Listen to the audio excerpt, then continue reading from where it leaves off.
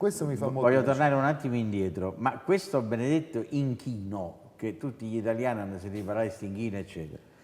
Allora, è questo avvicinamento commerciale, diciamo, perché serve per pubblicità, perché così la gente fa le crociere, perché, non so, come un po' che passano a Venezia davanti a Piazza San Marco, eccetera. Lei ha detto che era stato pianificato con Costa, era un passaggio vicino all'isola pianificato con Costa. No, pianificato con Costa no. A Domenica Inn, nel giorno del primo anniversario, quello non era un inchino, era un passaggio vicino all'isola pianificato con Costa. Io avevo indicato una rotta che passava a circa mezzo miglio dalla costa del Ma non Giglio, con l'azienda, mi scusi, c'è stato credo un... pianificato con Costa, non so, io così l'ho interpretato, Costa qual- Crociere. ma ne hanno dette tante cose. No, non che so, in adesso effetti- se questo non no, è no, quello che lei ha detto. no, non no, so. no, no, no, probabilmente è stata un'interpretazione a mezzo miglio dalla costa. Sì, questo c'è dopo, no, però qui c'è scritto no. che era un passaggio pianificato con Costa. No, questo assolutamente non è vero. Quindi Costa non sapeva, No, noi Costa non sa abbiamo mai. però visto sui siti di Costa Crociera le immagini di questi inchini, la pubblicità, eccetera. Quindi non è che noi abbiamo sostenuto che Costa sapeva, adesso non in particolare di quello, ma che in generale sapeva di questi inchini. Io avevo letto qui, mi sono permesso di riportarglielo, forse mi sono sbagliato. No, ha fatto No, bene. è stato ma riportato comunque male, però credo che la sorgente sia stata... quindi Costa sapeva dell'inchino o no? No, allora, prima della partenza dal porto si pianificano delle rotte. Io ho pianificato questa rotta con questo avvicinamento al Giglio. Impropriamente definito inchino, ma comunque era un passaggio ravvicinato. Né più né meno. Che ho pianificato sulla carta, l'ufficiale, purtroppo nella catena di comando, precedentemente già aveva mandato il messaggio Ares, ovvero che è il messaggio che si manda alle capitanerie di porto per far capire quali sono i punti di accostata della C'era nave. questo avvicinamento? Ci stava mezz'ora prima, prima della partenza della nave, già erano stati mandati i dati con la rotta usuale.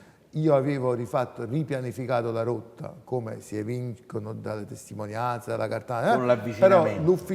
l'ufficiale capoguardia, che secondo le procedure aziendali, eccetera, eccetera, qualora ci sia un passaggio, deve una revisione, una modifica della rotta, deve mandarlo alla stato e non è stato mandato questo no. Quindi lo Non è sapevate stato- solo voi lo che sapevamo passavate noi, vicino? no, le capitanie non lo sapevano. Ma sappiamo che in altre occasioni però le rotte, anche con gli avvicinamenti, le capitanerie ce le hanno. Non è che non sanno che si fa questa usanza. Ce l'hanno. Ogni nave ha l'obbligo di, prima della partenza, di presentare il piano del viaggio, il piano con i vari punti di accostata. Era stato dato per la Concordia mezz'ora prima. Dopo che io vado sul ponte e chiedo la modifica della rotta, non è stato mandato l'aggiornamento della rotta. Sì, no, io le avevo chiesto se in altre occasioni. Sì, in altre occasioni E sì. le risulta che sia le capitanerie di porto sia gli armatori sono a conoscenza di questo uso commerciale, diciamo, di accostare alla costa. Questo è vero. Io ho fatto il passaggio a Procida su tutti i giornali, non ricordo, forse l'anno prima, il 2010, è stato bene accolto, è stato riportato su dei giornali, nessuno ha detto mai nulla.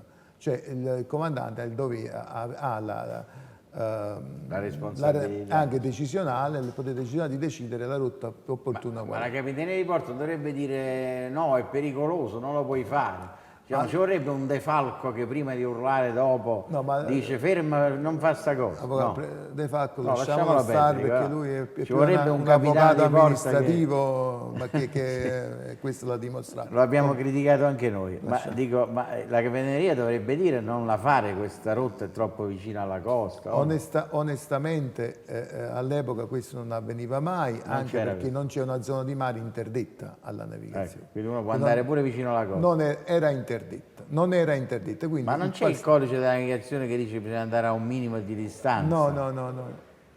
All'epoca Adesso non vi era nessun tipo di restrizione.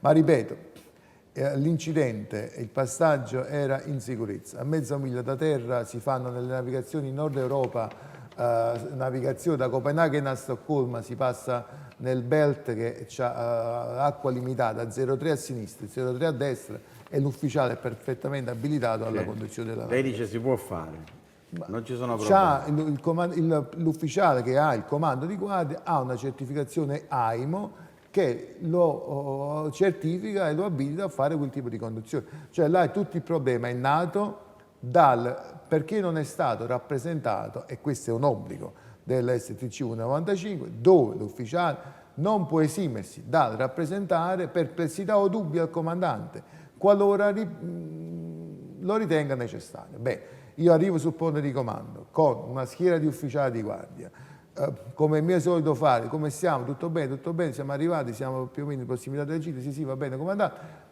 Mi metto a telefonare con Palomo perché c'erano, ripeto, tante altre persone di guardia, alla fine nessuno rappresenta il pericolo, ma anzi mi si cede all'improvviso la guardia, vabbè, accosto io, però Dio è buono. Cioè, comandante, il cerchio da me impostato è tangente alla terra, ma non è laterale alla terra, è di prora alla terra, bisognava dirlo. Ecco. Cioè io non sto biasimando nessuno, ma dico come si fa a non parlare?